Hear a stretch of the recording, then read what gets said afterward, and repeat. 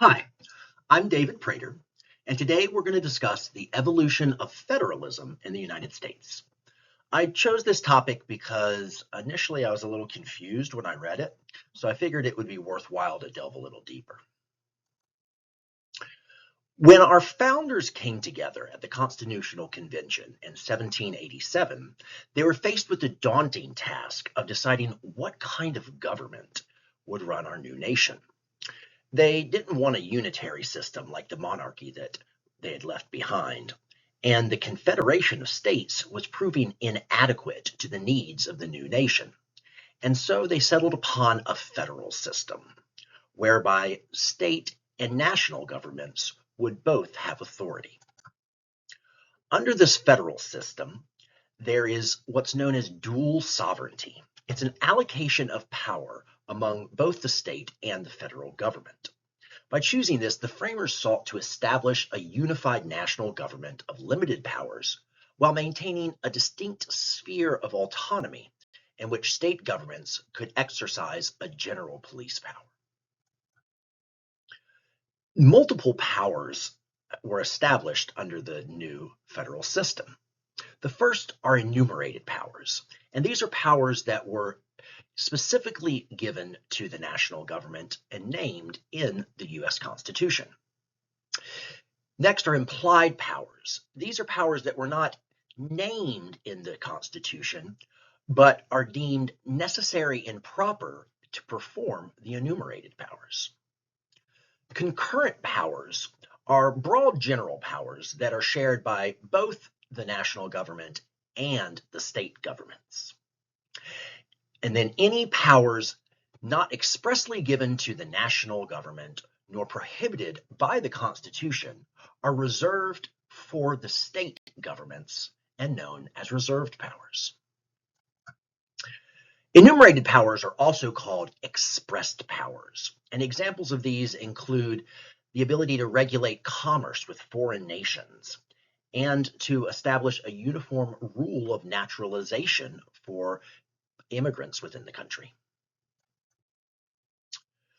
Implied powers are what are deemed necessary and proper to enact the expressed or enumerated powers of the Constitution.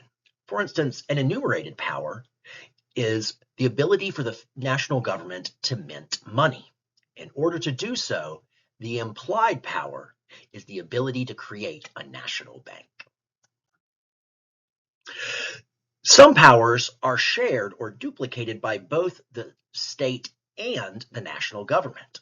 For instance, the ability to levy taxes. As a tax-paying citizen of North Carolina and the United States, this is a concurrent power with which I'm very familiar. Reserve powers left to the state include things such as marriage law regulation and speed limits on roads. Here's a chart depicting various federal powers, state powers, and concurrent powers. There's levying those taxes again. Initially, the United States expressed its federalism in a style called dual federalism. Nicknamed layer cake federalism, this approach to federalism was noted as having a distinct separation of authority between the spheres of power of the federal, the state, and local governments. This was the predominant form of federalism prior to 1937. After the Great Depression, the United States went through a rebuilding process in which the state and federal governments began supporting one another in new ways through cooperative federalism. Cooperative federalism is an approach to federalism that blends federal regulation with state administration and implementation. Cooperative federalism has gone through several permutations. There was a rise in the concentration of power at the national level through centralized federalism. Also known as coercive federalism, this was at its height during Lyndon B. Johnson's Great Society in the 1960s. Following that era was a period of devolution, which concentrated on a return of power to the state governments.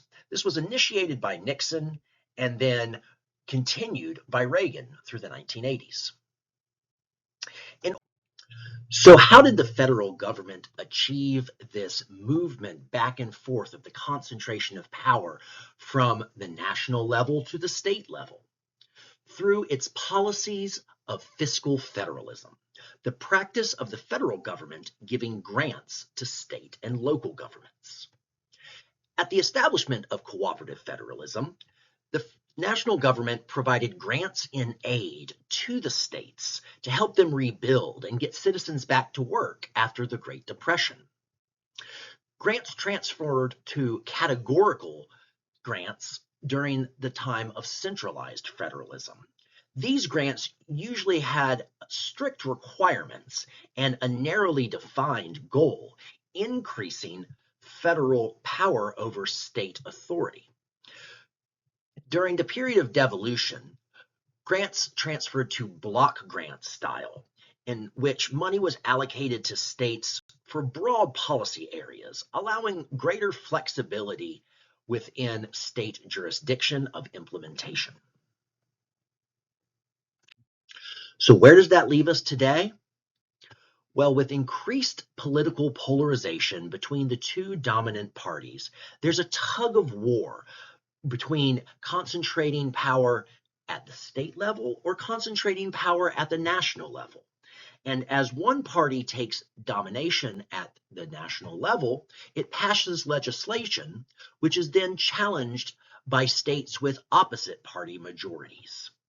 This leaves us in a period of conflicted federalism, where national-state relations reflect elements of both dual and cooperative federalism.